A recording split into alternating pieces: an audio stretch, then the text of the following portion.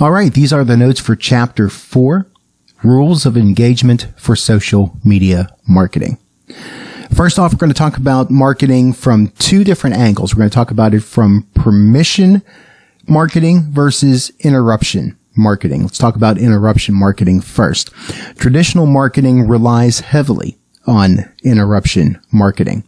And as we're talking about traditional marketing, we're talking about things like radio, TV, magazines, print, all that kind of thing that's not necessarily involved with new media. When using interruption marketing, companies purchase the right to interrupt people and demand their attention. So they're buying a 30-second ad, a 60-second ad, a full-page display ad in a newspaper, whatever it is that they're purchasing, they have the right to that space, to that time, in order to capture the attention of the viewer or the listener. Again, those that have used interrupt types of marketing in the past, TV advertising, magazine ads, billboards, even pop-ups in the internet would go under this category. These are all created to interrupt a viewer of what he or she is doing. The content of interruption ads is focused around selling a product or service that provides value to the target market. So the very purpose is to actually push a particular item for the public to be able to learn more about, or to purchase, or to consume. That is the main focus of that particular advertisement. Media scheduling includes comparing the demographics of the audience to the target market of the product or service being advertised.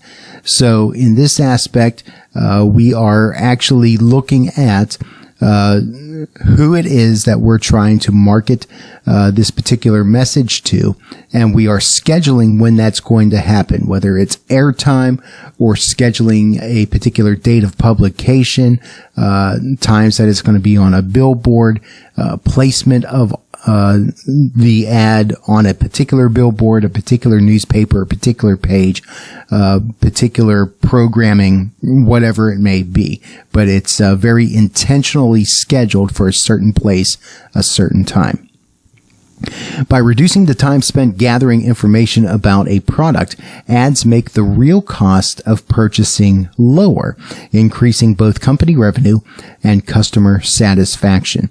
Part of the purpose of ads is for a company to be able to state its case as to why its product is better or is unique or will in some other way solve the problem that a particular user may have, that it will meet the needs of that particular user, and ultimately create a satisfaction of the user as a result of using that product or service. Ads also serve a signaling function because it's most profitable to advertise a high quality product. So if you see something that's being advertised, it is something that a company is putting its name, its reputation behind. It is saying that this product is worth your time, this product is worth your money, and obviously, if it's putting a product out there that winds up not being worth your time or your money, you're not going to be satisfied. It's going to leave you with a bad taste in your mouth about that product, about that company. So advertising is meant to put out things that the company is willing to stand behind, putting its reputation on. However, the problem for modern advertisers is that people are already bombarded by ads. We see ad placement everywhere, not even just in places that we normally think of as ads. You see logos on the products that you use on a daily basis. You see product placement in television shows. You're seeing logos everywhere, and it's all part of capturing your attention to make you aware of that particular product, of that particular service, of that particular company. You can see thousands and thousands of different impressions of different products on a daily basis in various different forms. The cost of one ad placed in a primetime television show can cost hundreds of thousands of dollars. So the cost of advertising, in the traditional sense, can be rather expensive depending on the platform you're using, the time of day, your target audience, all those sorts of things. And it is that's not an error. It can be a couple $100,000 to advertise for 30 seconds on primetime television. And for special events, it can go into the millions of dollars, just like the Super Bowl recently, where 30 seconds of ad time cost somewhere around $5.5 million for one 30-second spot to air. So there is a cost involvement, and it's going to be different from platform to platform, but those dollars definitely add up, and it is quite the investment. The more economical answer is social media and permission-based marketing. In permission-based marketing, the budget is less important than a solid strategy combined with passion and compelling personalities. So in this case, we're not so much talking about how much it's going to cost, but it's actually making the marketing work for you in such a way that people truly see how much you have put into your product, how much you care about your product, how much you really think that product is worth, by different people that are promoting the product, endorsing the product, whether it be online personalities or users like you and me that share particular content online. Permission-based marketing relies on attention being earned from the audience.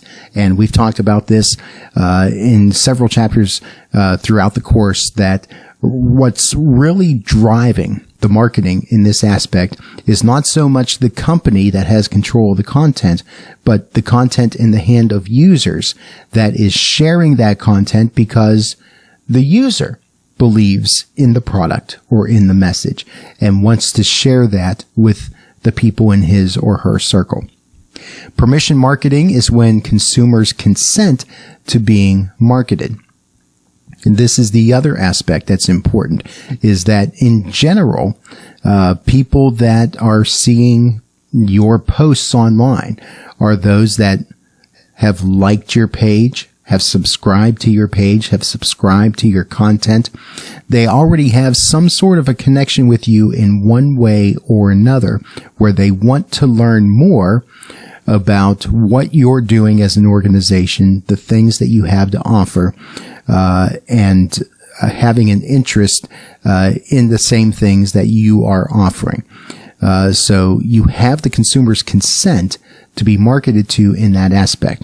The form of marketing may add value to consumers in that lives, causing them to welcome and request certain marketing messages. It's adding value to the consumer's lives. Because again, they're interested in the product. They want to be enriched by the things that you have to offer. They feel a certain sense of enrichment, empowerment, that they're useful for the purposes of their lives. So again, the user is giving you permission to be able to reach out to them through this method. Another term for permission social media marketing is organic social media. So if you see organic, it's the same thing as permission-based marketing. The basic rule of permission marketing is both a blessing and a curse. See, with permission marketing, just spending a lot of money is not enough to be able to buy your way in to the consumer. It requires earning attention from people who have a choice about whether or not to engage with a marketing campaign. So in this type of marketing, we're not necessarily creating an interrupt that's trying to command a potential customer's attention. They've already been aware of our brand, and by virtue of them liking our page, subscribing to our page, and us providing content for them, they've already made a choice about the fact that we are going to be a part of their social media life. So we've already earned that aspect to a certain point. People tend to choose engagement with brands that are authentic, are transparent, show care and empathy. They respect consumers' time and opinions, and they have a human presence online. So all of those things are going to be what encourages a particular user to give you that permission to be able to market to them. Again, it's the aspect that social media is a form of communication. It's a form of relationship building, and they want to engage with brands that appeal to them on a personal, on an emotional level. And these are the tactics that they are looking for, the traits that they're looking for, rather, in order to engage with a particular company. Facebook has a policy in which users see less of the organic promotional posts from the businesses that they have chosen to follow, and they will see more paid sponsored posts. This creates a bit of a challenge for those that are using just posts on social media to try to reach out to its target audience, because those posts may not always be seen depending on the settings that a particular user has on their Facebook feed. So it is that much more of a challenge for you to create compelling, engaging content. But at the same time, even that may not be enough. So an effective social media strategy must include elements of both permission marketing, the organic, the social, and interruption-based marketing, more traditional social advertising. You need to have both and in order for a campaign to be as successful as it possibly can be. Okay, so how do you take that first step? Let's take a look at initial entry strategy. And there's two different things that we're going to look at here. When engaging in social media, there's two types of engagement. First is the passive strategy, where you search and you listen and you respond. So in passive social media strategy, what we're doing is we're implementing a passive approach. We're starting by searching out mentions of your business, its competitors, and the category or the industry. So you're actually looking online to see what is already out there. In that process of looking for what's out there, you're spending time listening to what people are saying, paying attention to the word choice, to the way that they interact with your company or with the industry in general. And then after achieving familiarity with the conversations, then your responses can begin. So you're caught up on what the dialogue, with what the narrative is, and then you're able to speak into that based on the things that you've seen and heard and listened to. The active strategy then comes next. Create and engage. The second stage of SMM is an active strategy in which the marketer creates content and engages in conversations through different social media channels. So we say this is the second stage, and there's a very important reason. Because many brands jump to step 2 right away and then start creating content without really understanding their audience or without gaining some experience on how their audience wants to interact. So you have to do that first stage. You have to do that passive stage first so that you can observe, so that you can listen, and then based on what you've observed and what you've heard, you can then go ahead and respond and engage.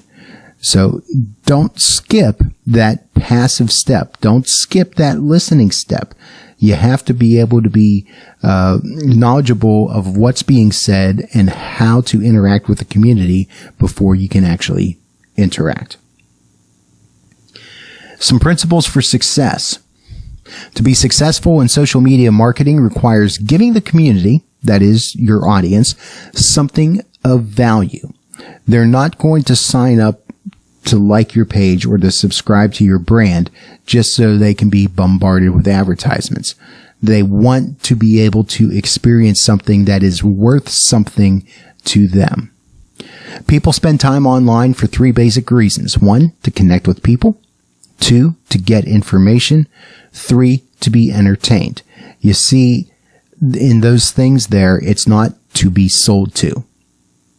Yes, people do buy things online. People search for things to buy online, but they don't necessarily want to be sold to.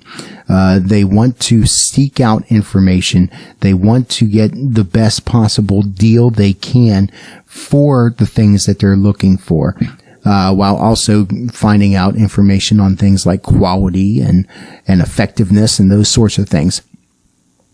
So they're not looking to get bombarded with advertisements because, again, we get that everywhere in everyday life. They don't need one more outlet for that. So these are the 3 reasons that people spend time online. A successful social media strategy has to associate itself with at least one of these 3 reasons in order to be relevant to the users that are out there. Now, taking a look at some social media strategies, the successful ones typically meet one or more of the PARC principles for success, PARC. It represents 4 different aspects, 4 different principles that we're going to talk about here. The first one, P, participatory. Businesses that are participatory interact with the community. They answer questions and they thank those that respond. So you're being an active voice, an active communicator, and keep in mind that idea of communicating here is not just one direction, not just you to them, but they are also communicating with you. In most cases, there are existing communities whose trust can be earned by showing interest and by participating in those communities. So here we are seeing that it may not necessarily be for you to go out and start a new community or start a new group for people to interact with you. Those groups may already be out there, and it may just be that you need to interact and engage in one of those groups so that people see the you engaging with groups that have organically grown up, that the user base is already passionate about and engaged in, and for you to interact with them would be a much more authentic way of being able to connect with your audience. Be ready to respond and be conversational. Again, in social media, there's an expectation of two-way communication, not just you talking at them, but talking to them and allowing them to talk to you. So P is participatory. A is authentic. A is authentic. Being authentic is vital to the success of any SMM campaign. The rapid spread of information makes deception functionally impossible as a long-term strategy for any company. So it's the idea that if you're going to lie, if you're going to make false claims, if you're going to try to make yourself look like something you're not, you're most likely going to be sniffed out, found out, and called out.